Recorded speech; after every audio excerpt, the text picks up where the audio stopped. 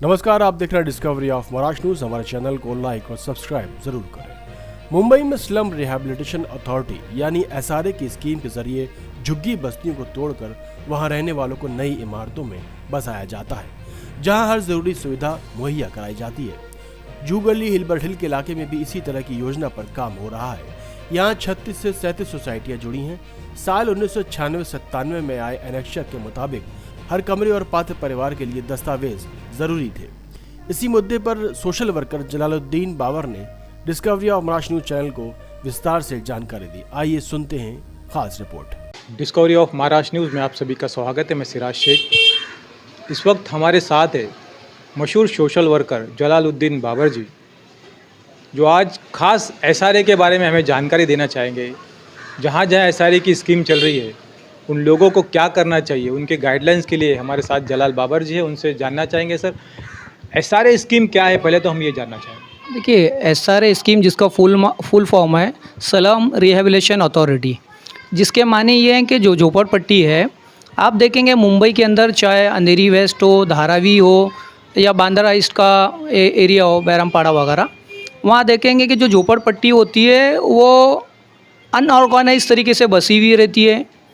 छोटी छोटी गलियां रहती है। अगर किसी का इंतकाल भी हो जाता है या कुछ, जैसे कि कभी झोपड़पट्टियों में आग लग जाती है तो ना फायर ब्रिगेड की गाड़ी जा सकती है। अगर किसी का इंतकाल होता है तो बड़ी मुश्किल से जनाजा बाहर आता है। तो ऐसी बहुत सारी तकलीफ़ें होती हैं, जिसकी बुनियाद के ऊपर सरकार ने जो है ना इन झोपड़पट्टियों को, इन स्लम को जो है ना रिहैबिलिटेट करने के लिए जो है ना एक स्कीम लाई, जिसे एसआरए स्कीम किया जाता है। इस एसआरए स्कीम के तहत जहाँ पर भी झोपड़पट्टियाँ होती है, वहाँ के लोगों को वहीं पर जो है ना रिहैबिलिटेट करके बिल्डिंग बनाकर दिया जाता है, जिसके अंदर प्रॉपर रोड होता है, प्रॉपर ड्रेनेज सिस्टम होता है, प्लेग्राउंड्स भी होता है। अगर गार्डन रिजर्वेशन होता है तो वहाँ पर गार्डन भी होता है। तो एसआरए स्कीम है झोपड़पट्टी को ताकि प्रॉपर तरीके से जो है ना डेवलप करके लोगों को एक अच्छे तरीके से एक अच्छी रिहाइशगाह दी जाए, एक अच्छे रहने की ज़िंदगी दी जाए। यही एसआरए स्कीम का मफहूम है। एसआरए स्कीम का मतलब तो आपने बता दिया, लेकिन एसआरए स्कीम में जिनके घर अपात्र है या एसआरए स्कीम में क्या क्या डॉक्यूमेंट, कागज़ पत्र लगाए जाते हैं जिससे उनका रूम पात्र हो, वो भी हम आपसे जानना चाहेंगे। देखिए, एसआरए स्कीम के अंदर जो है, ये एसआरए स्कीम जो है ना बहुत पुरानी एसआरए स्कीम है। जैसे मैं आपको बताता चलूँ, गिलबर्ट हिल जू गली है। यहाँ पर गिलबर्ट हिल जू गली की जो एसआरए स्कीम है, जो 36-37 सोसाइटीज़ है, मैं उसको दो पार्ट में बांटना चाहूँगा। एक वो एसआरए स्कीम है जहाँ पे एनेक्चर 96-97 में आया, 2003-4-5 में एनेक्चर्स आए। तो जब ये एनेक्चर उस वक्त आए, तो जैसे मैं सर्वधर्मी एसआरए स्कीम का टेनेंट हूँ, यहाँ पे साई दर्शन एसआरए स्कीम हुई है। तो उस वक्त जो एसआरए स्कीम में जो रूम की पात्रता थी या रूम को एलिजिबल करने के लिए जो लॉ थे, जो कानून थे, तो वो कानून इस तरीके से थे कि फिर उसके बाद हमारे सुपरा स्टेट डेवलपर हैं, उनकी भी एसआरए स्कीम थी जिसके अंदर 12 से ज़्यादा सोसाइटीज़ थी। उस वक्त जो है ना रूम की एलिजिबिलिटी या पात्रता के लिए आपको एक 95 के डॉक्यूमेंट चाहिए था। एक 95 के डॉक्यूमेंट्स के अंदर जो मेजर डॉक्यूमेंट्स होते हैं, जो एज़ पर द एसआरए हैं, कोई 2 डॉक्यूमेंट्स जो है ना रूम वालों को, टेनेंट को जो है ना अपनी एलिजिबिलिटी के लिए या पात्रता के लिए सबमिट करने होते हैं। तो उसके अंदर सबसे बड़ा जो डॉक्यूमेंट माना जाता है वो है voter ID card, voter list में नाम, इलेक्टोरल रोल में नाम। उसके बाद दूसरी चीज़ आती है आपकी लाइट बिल। अगर जब उस वक्त एनेक्चर आया तो एक 95 की एलिजिबिलिटी थी, एक 95 के टर्म्स एंड कंडीशंस की बुनियाद पर लोगों के रूमों को पात्र किया जाता था। तो उसके बाद 3rd नंबर पे आता था उस वक्त का जो भी सर्वे पावती था, घरों का सर्वे पावती होती है जिसे फ़ोटो पास वगैरह कहा जाता है। इन तमाम की बुनियाद पे जो ना एलिजिबिलिटी दी जाती थी।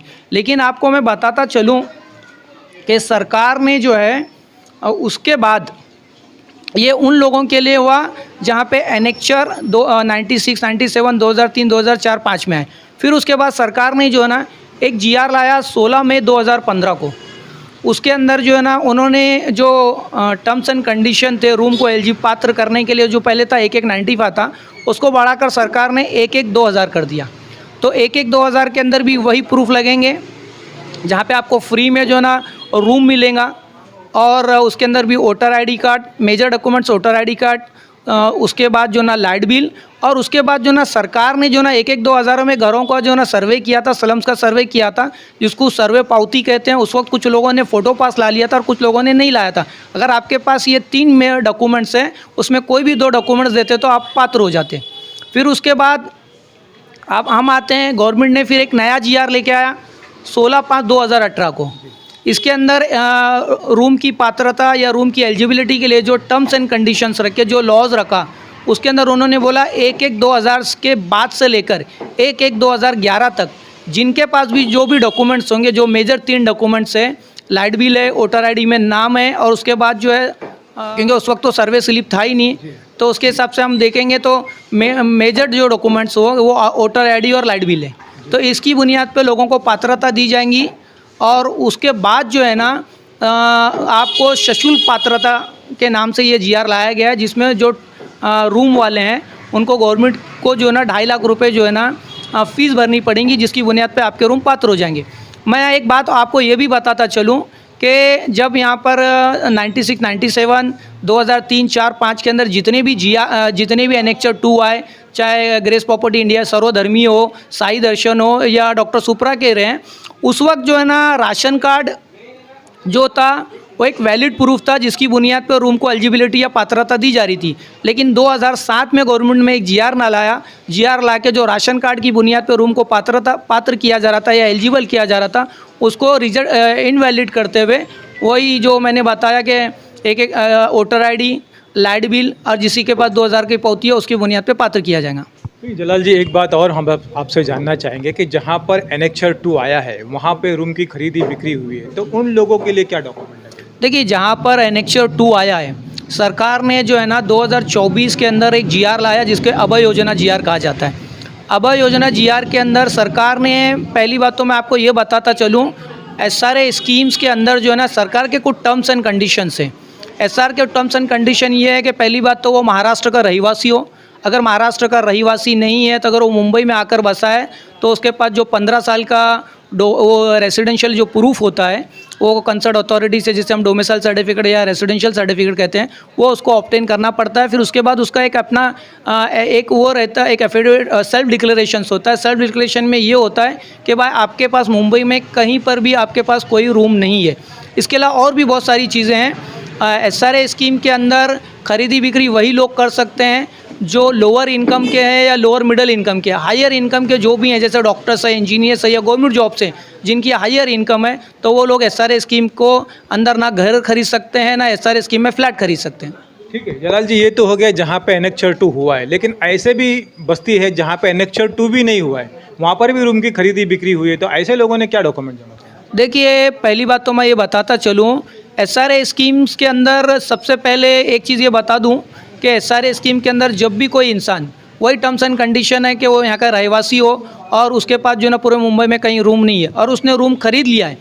रूम खरीदने के बाद ये देखने में आया है कि मैं खुद मेरी फैमिलीज़ में देख रहा हूँ, अपने घर में देख रहा हूँ कि बहुत सारे लोग रूम खरीद लेते हैं।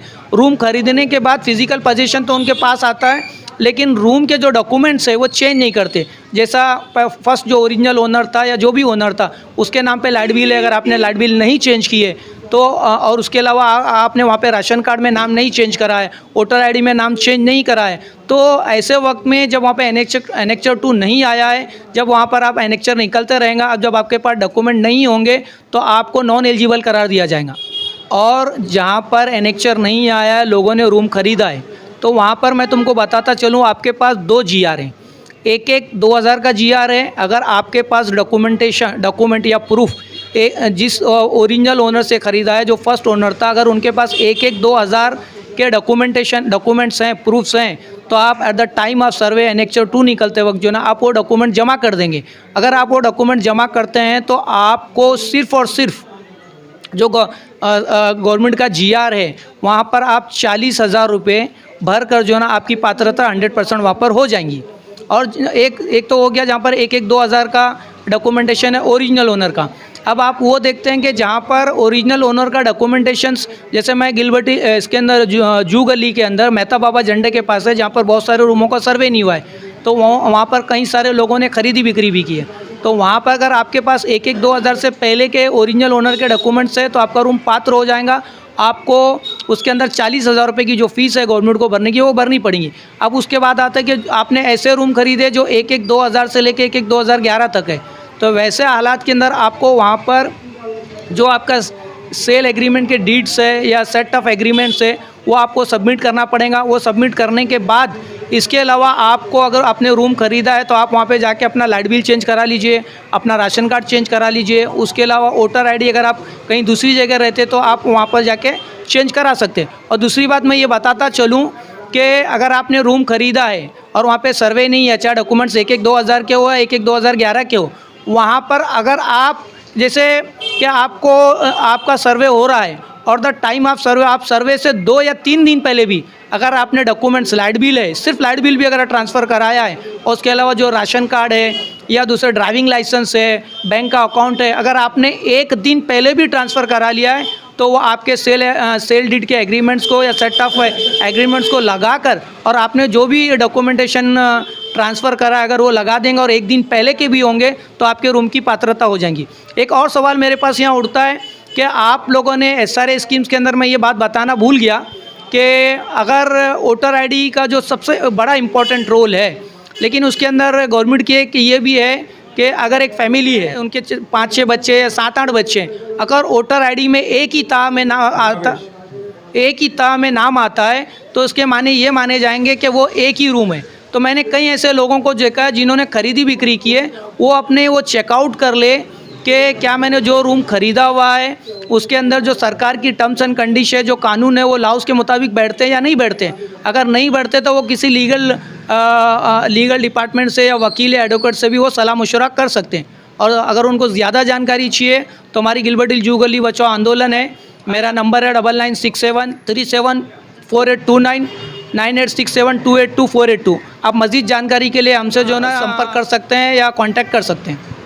थैंक यू वेरी मच जलाल बाबर जी, बहुत अच्छी काफ़ी जानकारी हमारे दर्शकों को आपके माध्यम से मिली है। बारे में हम आपको जानकारी देंगे नेक्स्ट टाइम किसी और शख्स के साथ। Discovery of Maharashtra news, Siraj Shaikh, Mumbai.